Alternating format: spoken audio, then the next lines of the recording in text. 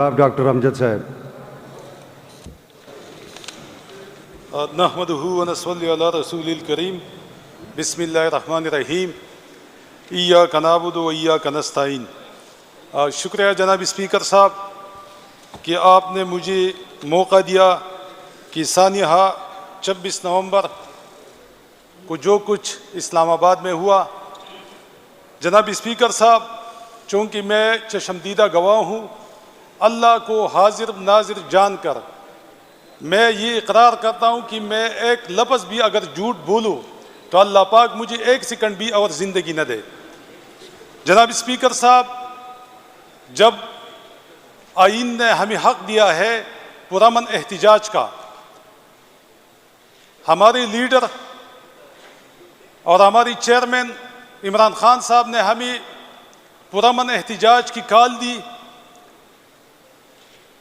Leader of the house علی امین صاحب نے ہمیں ہدایات دی کہ آپ لوگوں نے جانا ہے اور پرامن احتجاج کرنا ہے. اس زمرے میں ہم نے اپنے علاقوں میں کمپین چلائی کہ ہم نے بالکل پرامن احتجاج کرنا ہے اور یہ ہمارا آئینی حق ہے. جناب اسپیکر صاحب، ہمیں پتہ نہیں تھا کہ جب ہم 26 نمبر چنگی پہ پہنچے جہاں سے اسلام آباد شروع ہوتا ہے، تو ہمیں یہ پتہ نہیں تھا کہ ہم اسلام آباد پہنچے ہیں. ہمیں ایسا لگا کہ ہم یزید آباد پہنچے ہیں. جناب اسپیکر صاحب، جب وہاں پہ ہمارے لوگوں اور ہمارے کارکنوں کے خلاف اندھادھند فائرنگ، اسٹریٹ فائرنگ اور آنسو گیس کی شل برسائی گئی، لیکن ہمارا احتجاج پرامن تھا.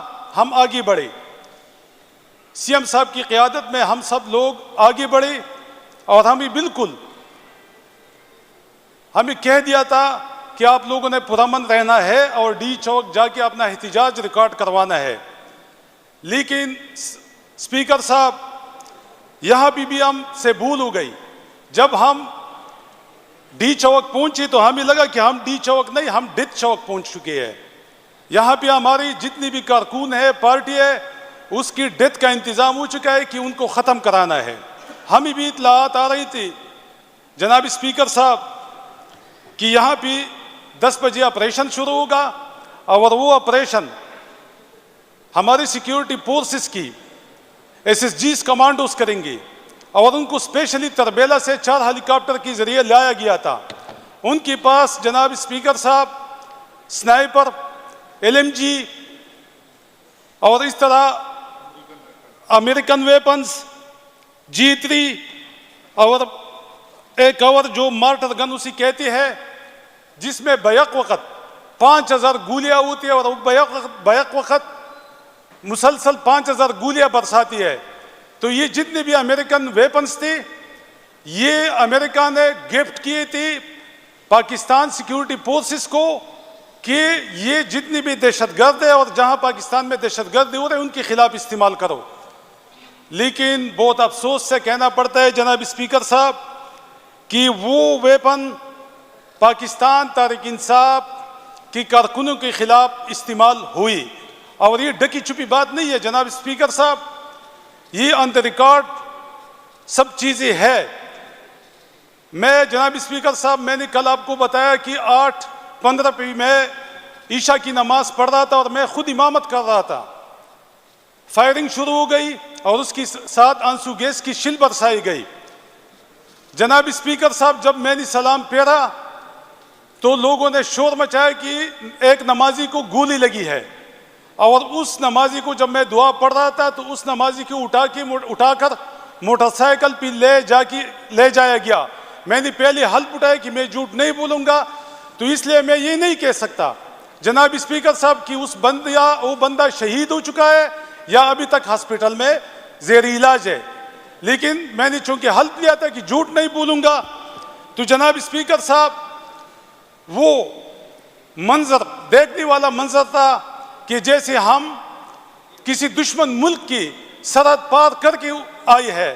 لیکن جناب اسپیکر صاحب، چونکہ میں نے آپ کو پہلے بتایا کہ ہم نہتی تھی ہمارے پاس کوئی ہتھیار نہیں تھا، اس لیے جناب اسپیکر صاحب ہم اس طرح بھی یار و مددگار وہاں پہ کھڑے تھے اور ہمارے لوگوں کو گولیاں لگ رہی تھی اور ہمارے لوگ شہید بھی ہو رہے تھے اور زخمی بھی ہو رہی تھی۔ جناب اسپیکر صاحب، مزہ تو جنگ کا تب آتا ہے جب بندوق کا مقابلہ بندوق سے ہوتا ہے۔ جناب اسپیکر صاحب، جب بندوق کا مقابلہ بندوق سے ہوتا ہے تو پھر لاشیں گدوں پہ آتی ہے۔ جب بندوق کا مقابلہ بندوق سے ہوتا ہے جناب اسپیکر صاحب، تو پھر ہماری ہیرو کارگل میں کرنل شیر خان شہید، اس کو انڈین آرمی سلوٹ کرتے ہیں اور ہمارے اپنی دم دبا کر بھاگ جاتی ہے۔ جناب اسپیکر صاحب، جب بندوق کا مقابلہ بندوق سے ہوتا ہے تو پھر بنگال میں 90,000 فوجیوں کی پتلونیں اتر جاتی ہے۔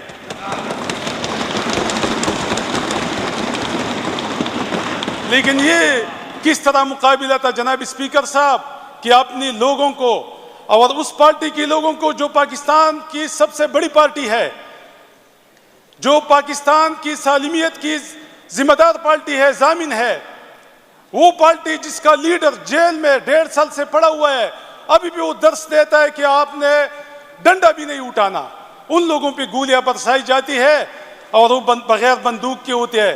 مجھے پتا ہے یہ جو اپوزیشن والی بیٹی ہے یہ خود نہیں آئی، یہ لائے گئے ہے، ان کو 11 کور سے فون ہی آتے ہیں کہ جا کے ہمیں ڈیفینڈ کرو۔ یہ بھی کہیں گے جناب اسپیکر صاحب، یہ ابھی کہیں گے نا، یہ سپیچز کریں گی، انسانیت کے خلاف یہ سپیچز کریں گی، کیونکہ ان کو ڈائریکشن ملی ہے۔ جناب اسپیکر صاحب،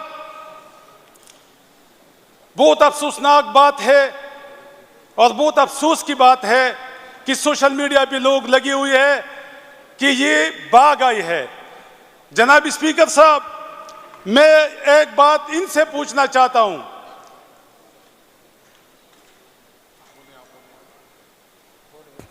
جناب اسپیکر صاحب توجہ چاہتا ہوں۔ اچھا جناب اسپیکر صاحب، میں پوچھنا چاہتا ہوں، یہ جو میڈیا پہ لوگ بکا ہوا میڈیا پہ لوگ بولتے ہیں کہ یہ باغ آئی ہے، میں ان سے پوچھنا چاہتا ہوں کہ ایک غلیل سے میں ان سب کو بگاؤں گا، لیکن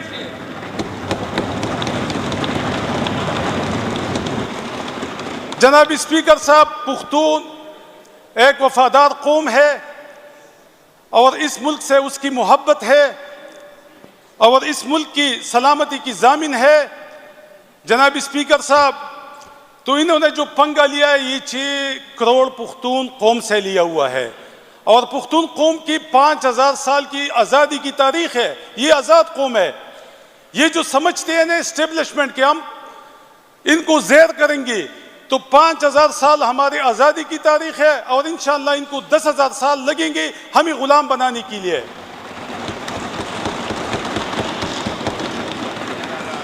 انشاءاللہ 10,000 سال میں بھی ہمیں غلام نہیں بنا سکتے۔ یہ تو عادی ہو چکی ہے کہ چلو ہمیں تو روس جیسی سپر پاور نے بھی زیر نہیں کیا پختون قوم کو، ہمیں امریکہ جیسی سپر پاور نے زیر نہیں کیا، تو یہ کیا وقت کی یزید ہمیں زیر کریں گی؟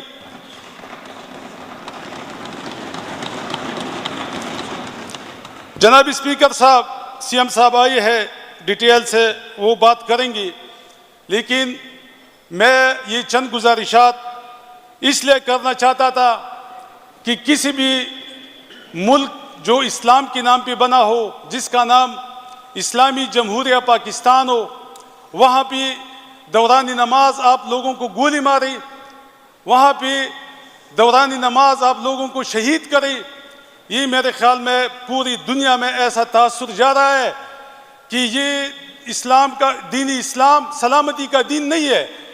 لیکن انشاءاللہ ہم ثابت کریں گے، اور جس طرح میرے بھائیوں نے بات کی کہ ہم کوشش ہم کریں گے، جدوجہد ہم کریں گے، انشاءاللہ جو پتہ ہے، جو کامیابی ہے جو فیصلہ ہے وہ اللہ کے ہاتھ میں ہے. ہم صرف انشاءاللہ جدوجہد کریں گے, جس طرح ہمارا لیڈر کہتا ہے بار بار کہ ہم جدوجہد کریں گے, ہدایت اور فتح اور کامیابی اللہ کے ہاتھ میں ہے. تو انشاءاللہ اگر ایک دفعہ یہ ہمیں مغلوب کریں گے تو اس سے زیادہ اگلی دفعہ انشاءاللہ ہم زیادہ طاقت کے ساتھ ابھریں گے اور انشاءاللہ ان کا مقابلہ کریں گے, اس سسٹم کو ٹھیک کریں گے, یہ ظالمانہ سسٹم, یہ غلامانہ سسٹم, اور انشاءاللہ اس کو تہس نہس کریں گے اور انشاءاللہ حقیقی آزادی